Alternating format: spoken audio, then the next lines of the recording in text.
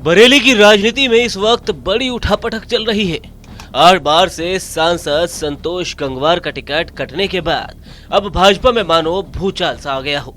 जब से संघ से जुड़े छत्रपाल गंगवार को टिकट दिया गया है, बस तभी से भाजपा में अंदरूनी कलह बढ़ गई है। आलम यह है कि छत्रपाल गंगवार को ना तो संगठन चुनाव लड़वा रहा है और न ही पार्टी के विधायक, सांसद और मंत्री चुनाव लड़वा रहे हैं। इन सब की गवाही कोई और नहीं बल्कि पार्टी की प्रवक्ता दीप्ति भारद्वाज का सोशल मीडिया पर किया गया एक पोस्ट दे रहा है, जिसके बाद आखिरकार छत्रपाल गंगवार का एक मीटिंग के दौरान दर्द छलका। उन्होंने कहा कि मुझे कोई भी चुनाव नहीं लड़वा रहा, इसलिए मैं अपना टिकट सरेंडर कर दूंगा। दरअसल भाजपा नेता डॉक्टर दीप्ति भारद्वाज ने सोशल मीडिया प्लेटफॉर्म एक्स पर पोस्ट किया।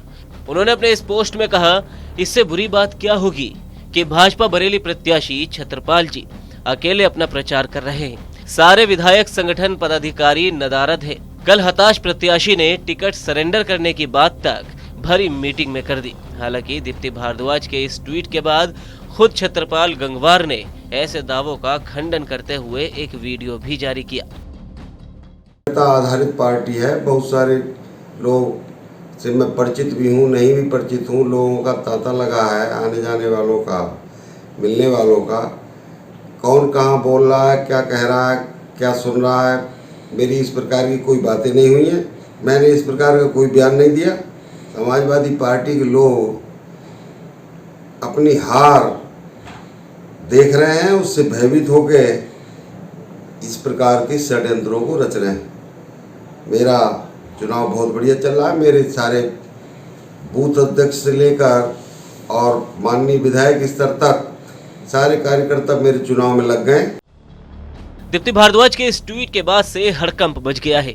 आनन फानन में भाजपा कार्यालय पर मीटिंग बुलाई गई, जिसमें एकजुटता दिखाने की कोशिश की गई, लेकिन यहां भी भाजपा प्रत्याशी छत्रपाल के भाषण से पहले ही संतोष गंगवार मीटिंग छोड़कर चले गए। सूत्रों की माने तो टिकट कटने के बाद संतोष गंगवार नाराज चल रहे हैं। हालांकि इस मीटिंग के बाद बीजेपी प्रत्याशी ने ऐसी अटकलों पर विराम लगाते हुए कहा कि पार्टी के सभी विधायक, मंत्रियों से लेकर कार्यकर्ता उनको चुनाव लड़वा रहे हैं और टिकट वापस करने की बात महज एक अफवाह है, जो कि विरोधियों की साजिश है। सारे जनप्रतिनिधि मेरे साथ हैं और सारे पार्टी के कार्यकर्ता, नेता और सामाजिक नेता वो सब मेरे साथ हैं। ऐसी कहीं कोई बातें नहीं, ये फिजूल की बातें हैं। जो अनावश्यक लोग हैं वो इस प्रकार की बेकार की बातें कर रहे होंगे। अभी तो यहीं पर थे, अभी तो आपकी मध्य में थे, यहाँ पर आप लोगों ने शायद देखा होगा उन्हें। अभी उन्होंने सबको आह्वान किया है और वो हमारे साथ हैं। उनके आशीर्वाद के बिना तो यहाँ कुछ हो ही नहीं सकता। वहीं जब दीप्ति भारद्वाज ने इस मसले पर बात की तो उन्होंने सफाई देते हुए कहा कि उनका वो ट्वीट उस दौरान की परिस्थितियों के आधार पर था, लेकिन अब ट्वीट का असर हुआ और सभी संगठित हुए हैं और एक साथ आ गए हैं।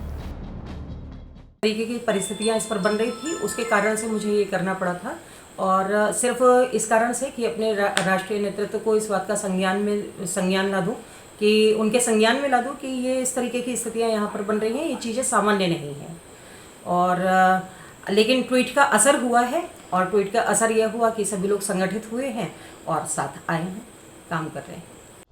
इस सब के बाद भी बरेली में इस तरह की चर्चाएं हैं कि बरेली की राजनीति के लिए अगले कुछ घंटे बेहद ही खास हो सकते हैं। पार्टी सूत्र बता रहे हैं कि छत्रपाल गंगवार का टिकट कट सकता है।